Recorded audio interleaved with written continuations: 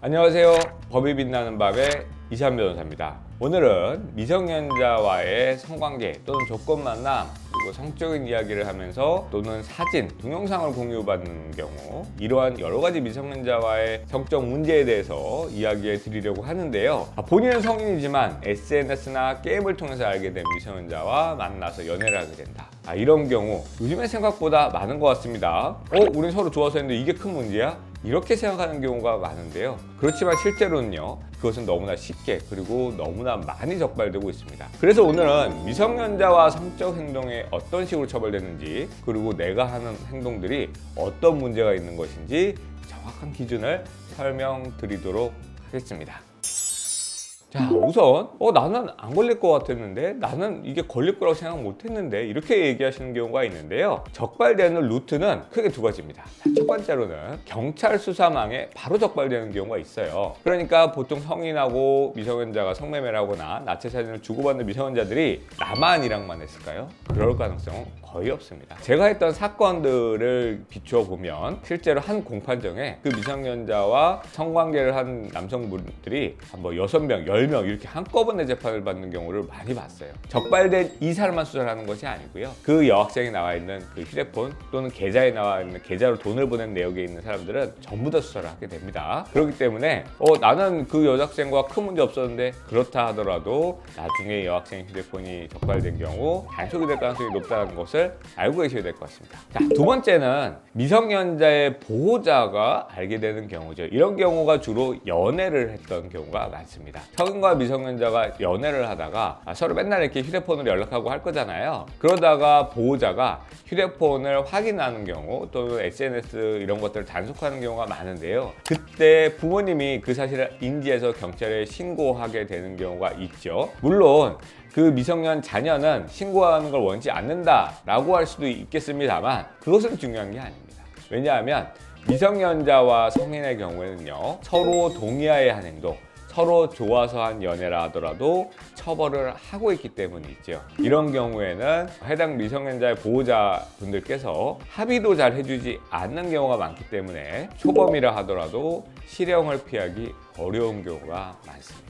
자, 그래서 아까 말씀드린 것처럼 이런 경우에 보통 이렇게 얘기하세요. 상대방도 좋아해서 한 건데 우리 서로 동의해서 한 건데 그리고 서로 우리가 연애 감정을 한 건데 그럼 문제 없는 거 아니에요? 라고 이야기하는 경우가 종종 있을 수가 있죠. 그렇지만 강제성이 없다 하더라도요, 미성년자의 경우에는 성적 자기결정권을 제대로 행사할 수 없다 라고 보고 있기 때문에 미성년자가 동의했다 하더라도 처벌 대상이 될 수가 있습니다. 그럼 미성년자가 성관계한 사람들은 전부 다 처벌받느냐? 그건 또 아닌데요. 이게 굉장히 복잡한 법리로 되어 있습니다. 그래서 하나씩 이 부분을 살펴보도록 하겠습니다. 여기서 가장 중점적으로 보셔야 되는 부분이 첫 번째가 미성년자 의제 강간 또는 의제 강제 추행입니다. 미성년자 의제라는 말이 붙으면 이 사람과는 강제로 한 게 아니라 하더라도 의지하겠다. 무엇으로? 강간 또는 강제추행으로 동의하에 한 것도 의지하겠다라는 것을 말하는 것이고요. 13세 미만의 미성년자와 있을 때에는 성인과 청소년 고려하지 않습니다. 그러니까 13세들끼리 성관계를 하면 둘 다 서로가 서로한테 미성년자 의제 강간으로 처벌됩니다.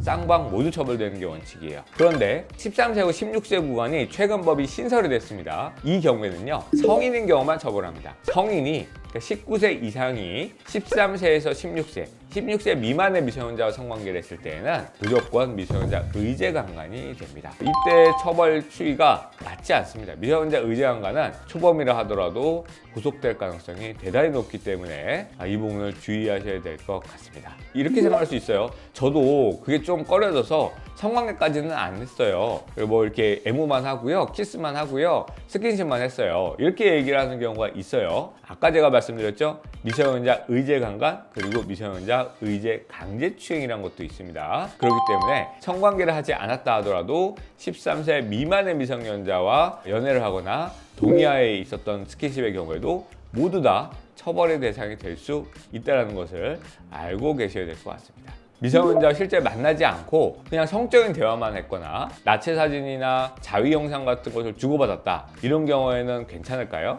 이런 경우에는 큰 문제가 되지 않는다라고 잘못 생각하는 경우가 있는데요, 굉장히 심각한 범죄이기도 합니다. 왜냐하면 단순히 성적 이야기를 나누는 것 자체도요, 성착취 목적 대화라는 처벌 규정이 신설된 것이 있고요. 또 하나는 성착취 목적 대화가 아니라 하더라도요, 아동복지법상 아동학대, 성적 학대에 해당할 가능성이 굉장히 높다라는 것이죠. 이런 경우에는 상대방 동의와 관계가 없습니다. 미성년자와 성적 대화를 하는 것 자체를 범죄로 하고 있기 때문이죠. 또 하나는 가장 중요한 것이죠. 미성년자로부터 성적 영상, 사진, 나체 사진이라든지 자위 영상 이런 것들이죠. 이런 성적 촬영물을 받은 경우라면 굉장히 중한 처벌을 받을 수 있습니다. 아까 제가 말씀드렸던 것처럼 미성년자 의제강간 이런 경우보다 형량이 더 높을 수 있습니다. 이 범죄는 성착취물 제작죄라고 해서요, 5년 이상의 형량으로 규정되어 있기 때문에요, 굉장히 위험한 행동이 될 수가 있습니다. 우린 동의하겠고요, 여학생이 스스로 보내준다고 했어요. 그런 것 의미 없습니다. 보내준다고 하더라도 받지 말아야 되는 것이 이 법의 규정의 취지라고 보셔야 될 것 같습니다. 그런데 이렇게 볼 수도 있어요. 나는 촬영해달라고 한 적이 없고요, 누가 촬영한 거를 받기만 했어요. 그것도 처벌의 대상이 됩니다. 그거는 소집죄가 될 수가 있고요. 본인이 또 그 영상을 누군가에게 전달했다? 유포죄에 해당할 수 있습니다. 유포죄에 해당하면 대단히 형량이 높고 수사 과정에서부터 구속될 수 있다는 부분을 꼭 기억하셔서 절대 하셔는 안 되는 행동이라는 부분을 꼭 기억하시고, 만약에 이런 것과 연루되어서 수사기관으로부터 전화를 받으신 적이 있다면 법률 전문가의 조력을 받으셔야 될 것 같습니다. 많은 분들이 이렇게 이야기하는 경우가 있습니다. 근데 상대방이 저는 미성년자인지 몰랐는데요, 16세 미만인 것까지 몰랐는데요, 이렇게 주장하는 경우가 상당히 많은데요. 과거에 미성년자 의제강간, 미성년자 의제추행죄가 13세 미만일 때에는요, 이게 어느 정도 법리적으로 통하는 경우가 많았어요. 왜냐하면 13세는 초등학교 정도 나이이기 때문에 이거는 초등학생은 아닌 건 확실하다, 이거는 중고등학생인 줄 알았다 라고 하는 것은 어느 정도 받아들일 수 있는데, 이제는 중학생과 성관계를 해도 처벌이 되기 때문에 이 학생은 내가 중학생일 것까지 몰랐다, 고등학생인 줄 알았다고 얘기하는 것은 쉽게 납득되기 어렵다라는 것이죠. 충분히 미성년자라는 것을 인지했을 가능성이 높다라고 보고, 이 부분에서는 미필적 고의라는 부분이 인정되는 경우가 많습니다. 만약 미성년자가 고의로 정말 적극적으로 나이를 속여서 그런 성적인 행동이 이루어졌을 때는 조금 달라질 수 있습니다. 그렇지만 이때에도 상대방이 나이를 고의로 속였다는 증거가 있어야 되거든요. 그러니까 단순히 나는 몰랐다, 나이 몰랐다 라는 것만으로는 충분하지 않다는 것을 기억해 주셔야 될 것 같습니다.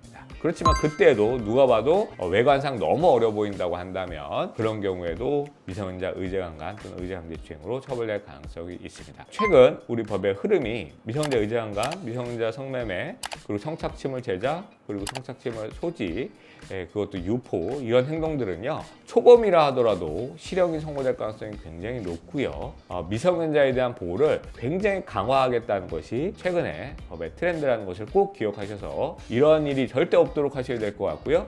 만약에 이런 일로 연루되었다고 한다면 법률 전문가의 조력을 받으시는 걸 추천을 드리겠습니다. 자, 이제까지 미성년자와의 성적 문제에 대해서 제가 여러 가지 각도로 말씀을 드렸습니다. 최근에 이러한 문제로 상담을 오시는 경우가 굉장히 늘어나고 있는데요. 이런 경우에 어떻게 대처해야 될지 오늘 영상이 도움이 되셨으면 좋겠습니다. 그럼 다음에는 더 도움이 될 만한, 그리고 궁금해하실 내용을 가지고 찾아뵙도록 하겠습니다. 다음에 다시 뵙겠습니다. 안녕.